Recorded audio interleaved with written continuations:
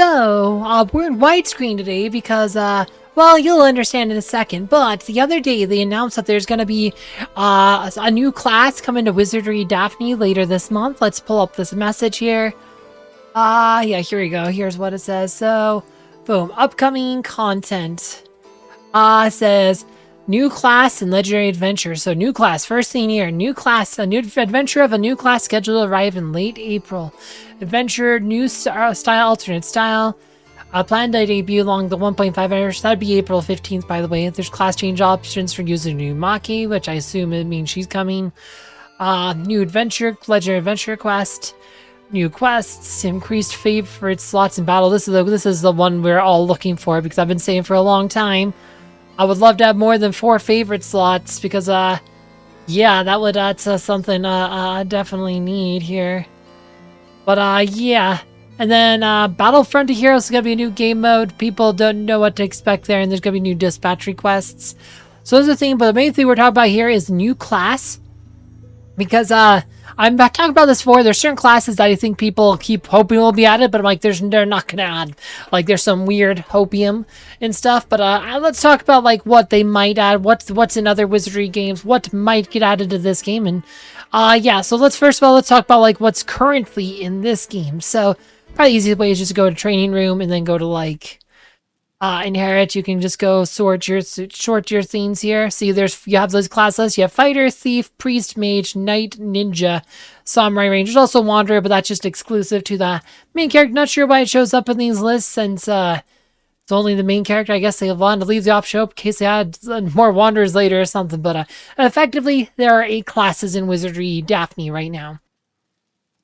And this is pretty similar to like the original class. Like the original game had 8 classes as well, though it's not quite the same as this. But let's talk about the original game. All right, and here we are in original Wizardry, or really a remake of it. Like I said, when I first played this game, I actually played on the NES, but original version was on Apple II and did not have like much for graphics at all.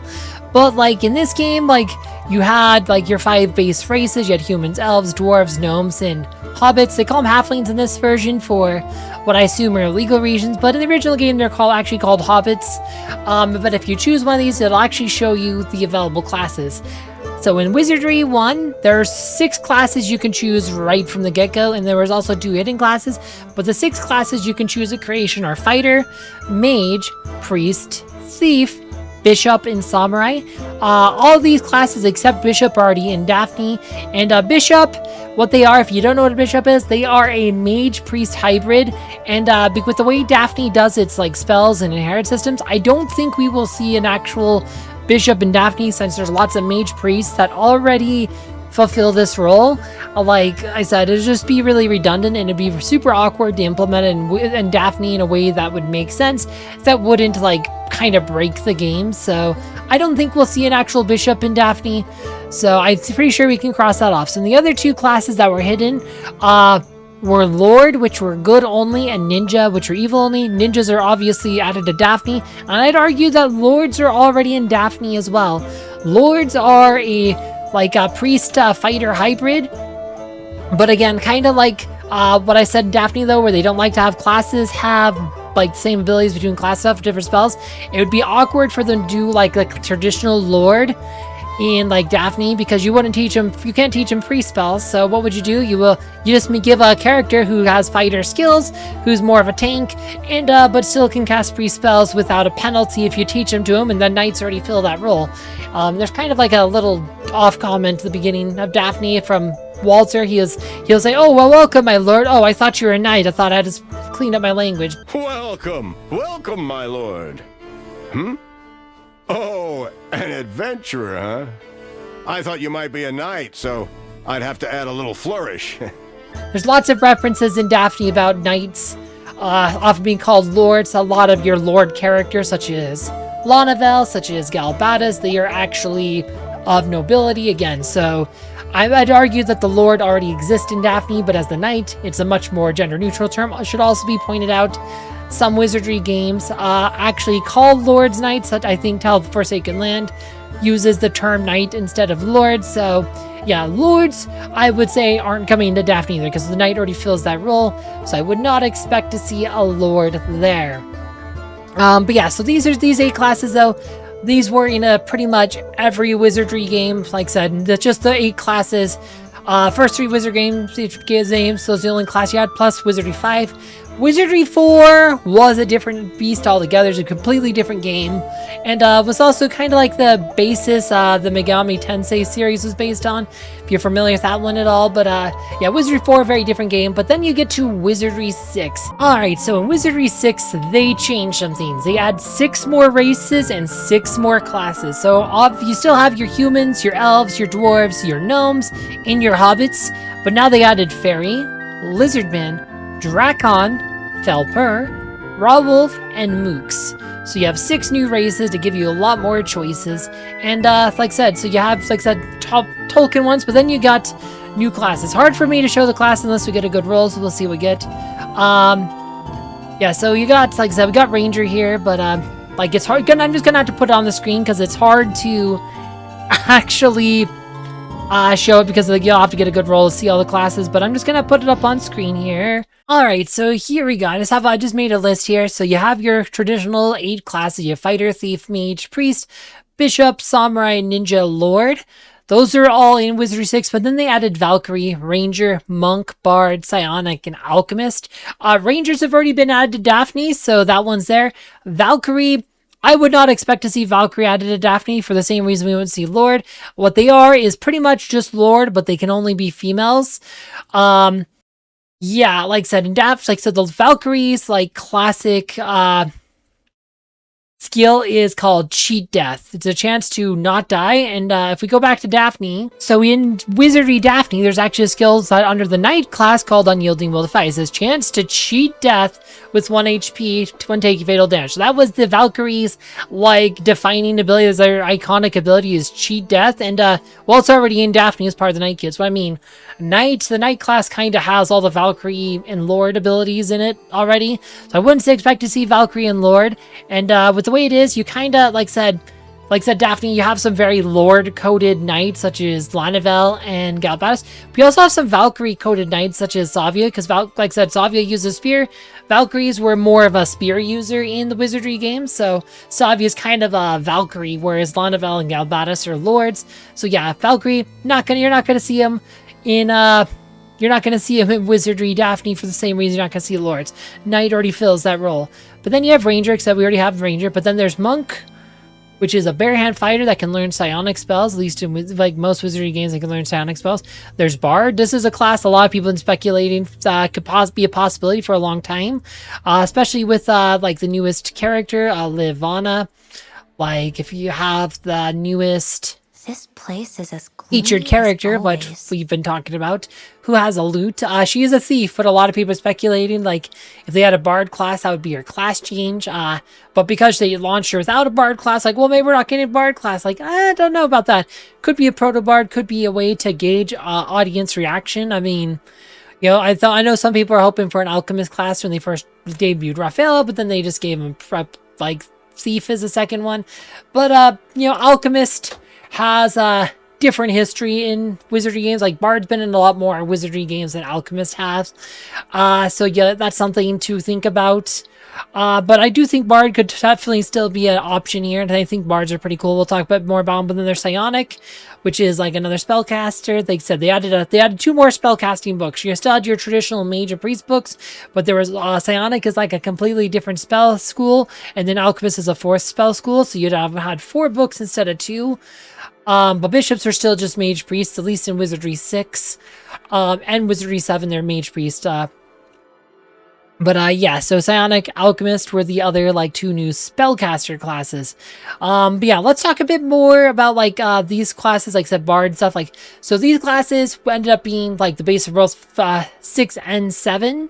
They were also used in a number of other Wizardry games that were Japan only, such as Wizardry Gaiden 4.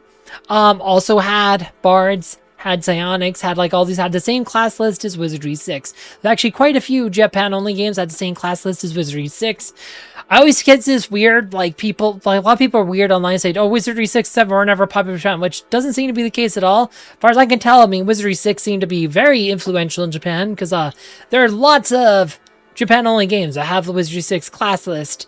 It's mostly Wizardry 8 that was unknown in Japan, and that's because Surtech was bankrupt by the time Wizardry 8 was released, and we'll talk about that in a bit.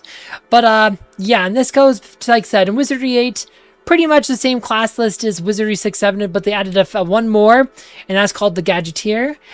So let me go tab to Wizardry 8 now. Alright, so this is the Wizardry 8 character creation. Like I said, so again, you still have the same 11 races from Wizardry 6 and 7. Like, you have all these are still here.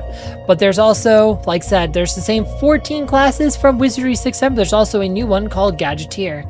Gadgeteer is a new class to Wizardry 8, which was only in Wizardry 8. It's never appeared in any other Wizardry game. As far as I could tell, this is unique to this one. And some of that has to do with the fact that, one, Wizardry 8 was never properly released in Japan. The first 7 games all have proper console ports. Like Wizardry 6 has a Super Nintendo port or Super Famicom port. Wizardry 7 was on the PlayStation. Wizardry 8, like, this was Surtech's last game. They were pretty much bankrupt by the time this game came out, so it didn't have like the proper localizations that previous titles did. So it kind of became unknown in Japan, which is kind of a shame because this is a good game. This was, like I said, Pete was named PC Game of the Year by PC RPG of the Year by like GameSpot and some other publications. I mean, just that they gave it a 9.1 in their review, like was well received by critics, and it really is a great game. Totally worth playing if you've never played Wizardry 8. But yeah, Gadgeteer, they are an expert in engineering, and they're also a firearm expert. They use firearms. Modern weapons, their primary skills. So that's kind of, I don't think we'd see them in Daphne because, well, you don't have guns in Daphne. Like, it's like Daphne is much more of a older school type of fantasy still, whereas Wizardry 8 was kind of a sci-fi game. So yeah, but you had like all the other classes though, like I said, were pretty much the same. Oh, they changed thieves to rogues. Rogues are now, like I said, they're called rogues, but they're still thieves. They're still thieves. These are just your thief class. They just call them rogues in this game. But yeah, like, and oh yeah, I should pull up Valkyrie too. It says right here, abilities, traits, cheat death. That's their iconic skill, and knights already have that skill in Daphne, so that's why you're not going to see Valkyrie. But yeah, those are the mainline classes. So yeah, that was all the classes in the mainline Wizard game. There's 15 total. I actually have a full theme here with all the games here. Now we can just put this up here. This is, there you go. So I have it. Right, so originally you had your 6 classes there, and then Wizardry 6 added 6 more, and Wizardry 8 added a 15th one called Gadgeteer. I doubt we'll see Gadgeteer for the reasons I stated. But of the mainline games, I do think the possible classes are Monk, Bard, and Psionic. Like I said, I don't see any real reason why you couldn't have those classes. Alchemist, though, well, they had an opportunity to add Alchemist towards Raffaello, and they didn't. So I feel like they passed on Alchemist. Even though they have Alchemist-themed stuff, it feels like they passed on the Alchemist class. But Psionic still seems like a possibility. Bard still seems like a possibility. Monk seems like a possibility. Beyond that, there have been like other spin-off Wizardry games that had other classes. Like, for example, there's a game called Wizardry Asterix for Nintendo DS. This one had a class called Summoner and a class called Berserker. Summoner is kind of interesting. They also have Kunoichi, which is pretty much to ninjas what Valkyries were to lords. Just a female-only ninja. But then they also have Berserker down here. This is as far as I could tell, this is the only Wizardry game that had a Berserker. Maybe a couple of the other Starfish Wizardry games did. I don't know. I was trying to find more information about them, and unfortunately, I just couldn't find another Wizardry game that had a Berserker class. So I don't really know too much about how this works. But Summoner, this would end up being in other Wizardry games. Like Summoner ended up being in other Wizardry games, such as the Wizardry X games for PlayStation 2. Unfortunately, those ones were never localized and released into English either. Well, actually, Wizardry X2 is kind of interesting in that it was technically ported to the PSP. And as part of that porting process, so the wizard during that process, I think the Wizardry IP changed hands again or whatever, so they couldn't republish it because they didn't have the Wizardry license anymore, but they still had the source code, so they republished Wizardry X2 on the PS2 as a completely different game. They reskinned it as a completely different game, and is a game called Class of Heroes, and that game actually was released in English and is available on Steam, so let's go check that one out. Alright, so here's the character creation screen for Clash of Heroes, and as you can see, this is a Felper character, which is a Wizardry exclusive race in this, quote, definitely not Wizardry game, so yeah, they did not change a lot. They did change the setting or whatever to kind of make it definitely not Wizardry X2, but you still have a lot of classes, classic races like Felper and stuff in here, so yeah, and then the classes, if you look here, it's the pretty much almost the identical class list as Wizardry 6, except bards have been replaced by summoners. There's no bard in this one. You have summoners instead, and then there's also Kunoichi. But otherwise, you have fighter, mage, priest, thief, bishop, lord, ninja, samurai. Then you have the Valkyrie, the ranger, the psionic, the alchemist, and the monk as well, and also the Kunoichi, which is a new class here, as well as summoner. So yeah, pretty much it is just like Wizardry. It plays a lot. This plays a lot more like Wizardry 5, or if you've ever, there's another Wizardry game called Wizardry Labyrinth Lost Souls. It plays a lot like that game, but this one has the expanded racing class list of Wizardry 6. So yeah, very interesting choice here. You can totally be a fairy ninja in this game. So yeah, and I'd been playing around with this for a bit just to kind of test out some of these other classes, and yeah, so if we go to pull up my team here that I was running with, so I have a summoner. We go look at here we go, status, there it is.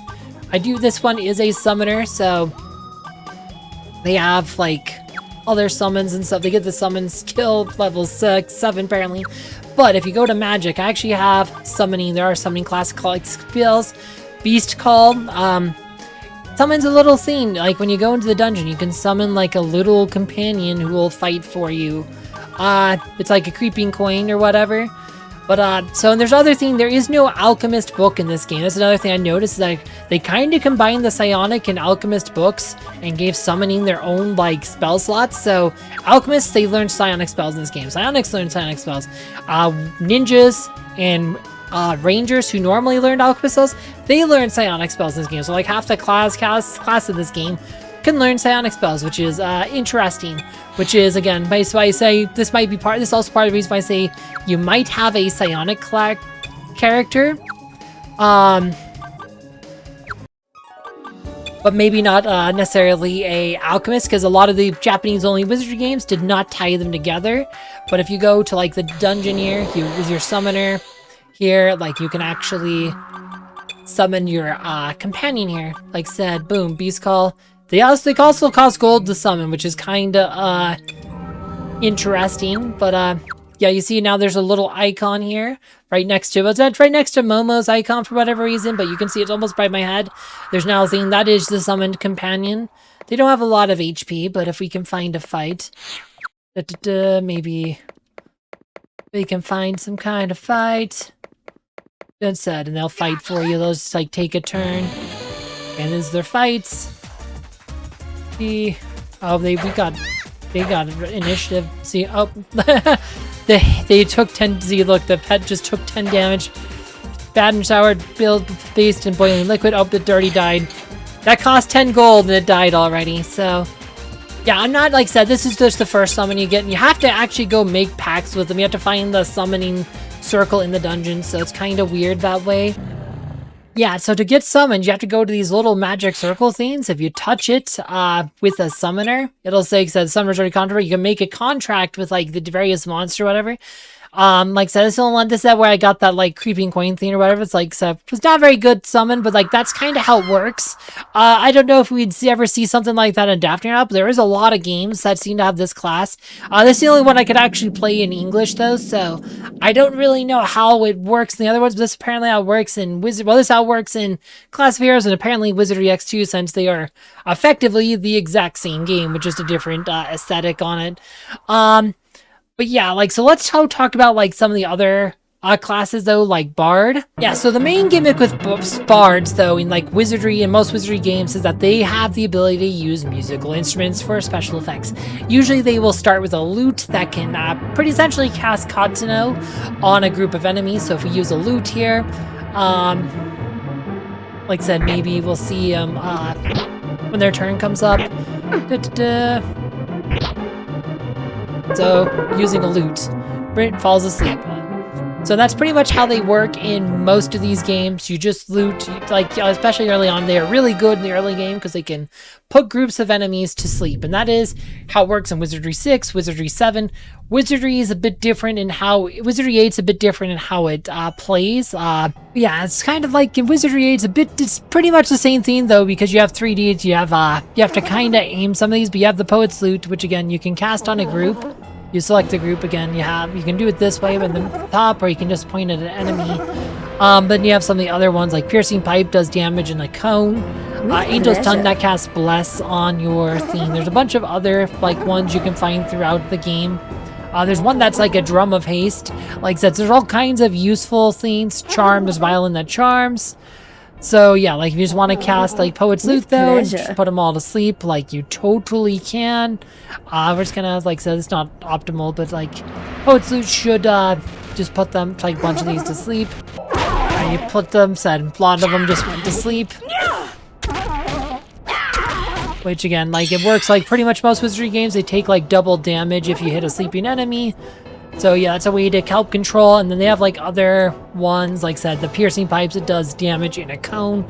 So you can literally just aim it however you want. With pleasure. And it will work similarly. Just like that, does a bunch of damage. So like that's kind of what the Bard brings. And it's pretty much how they function in other games as well. Yeah, and then it's like said, same thing with like a lot of the Wizardry, Japanese only Wizardry games, such as like this is Wizardry Gaiden 4. If you have a Bard, you can use your item, which again, Poet's Lute, you can try putting them to sleep. See what happens here.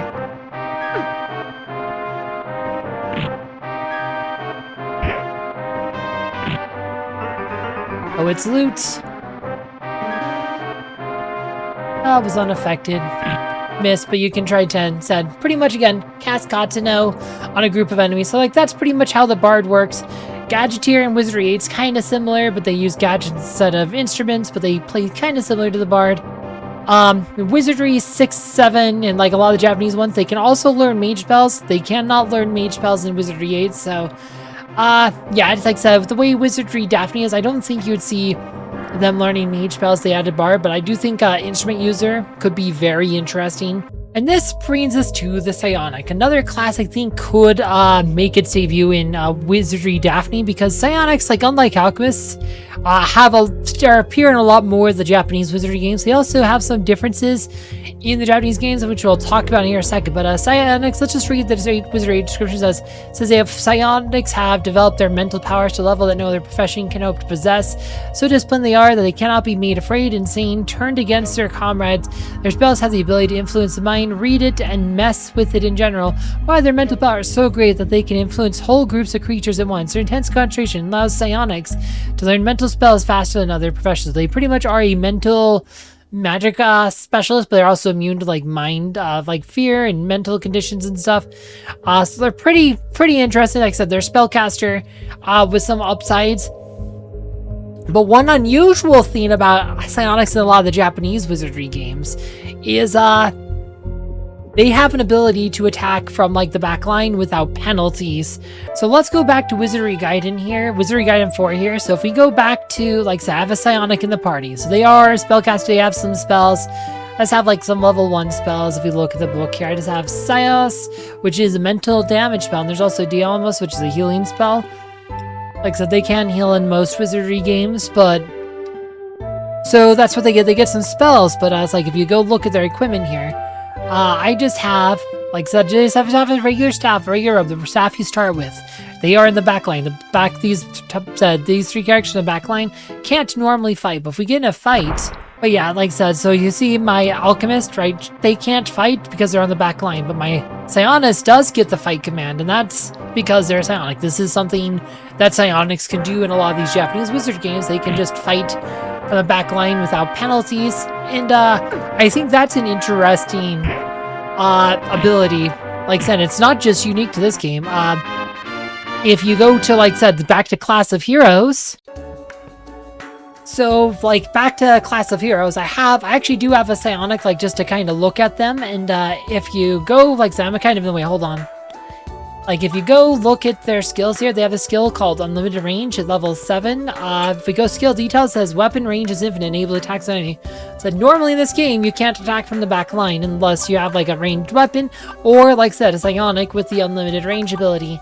Like I said, this is one of the things I found interesting in a lot of these Japanese wizardry games, because they took the psionic's ability to do, like, mental damage stuff. They decided, oh, you can fight with weapons from, like, unlimited range, which I think is an interesting way to take it. Like I said, but yeah, like, just because we didn't see Alchemist in Daphne, because we're probably not, that bookstore seems to be closed, I do think Psionic's still open just because of how differently they evolve through a lot of these Japanese-only wizardry games. So yeah, like, I feel like that's an option. But yeah, like, so, Psionic, Bard, Monk, I think those are the three classes we're most likely to see added to Daphne. I also think it's maybe a distant possibility for something like Summoner or Berserker. Maybe Berserker less so, but Summoner appeared in a lot of those Japanese-only wizardry games, so I wouldn't count that one out totally, but I would think we would see more of the classes from mainline games such as Psionic, Bard, and Monk first, since they are from the mainline games. Like I said, I'm pretty sure we will not see a Lord or Valkyrie for Resistance, because Knight already has that role. They, like I said, Knight is the Lords of Valkyrie and Daphne. Like that, I was pretty sure of that. I would bet money on that one. And Bishop, we're not going to see Bishops for the reasons I stated. Ranged Guardian, we're not going to see Gadgeteers, because as much as I love Gadgeteers, we're probably not going to see them because they're a firearm expert, and fit better in the wizardry sci-fi setting. And yeah, but said Bards, Psionics, Monks could all make sense. And again, say with Summoners are I think a distant possibility. Berserker, I could only find one game where Berserker existed, but hey, maybe. I mean, I don't see any reason why Berserker couldn't work in Daphne, but I think that'd be way further down the line. Anyway, not too much more to say on this. Let me know what you think in the comments, and yeah, and if you're interested, I did do a video about Lenari a couple weeks ago when she launched. We talked about, like, her stuff. Like I said, she's kind of a proto bard. Like I said, we do get a bard class. That could be your second class, guys. Anyway, check that video down below. As always, thanks for watching.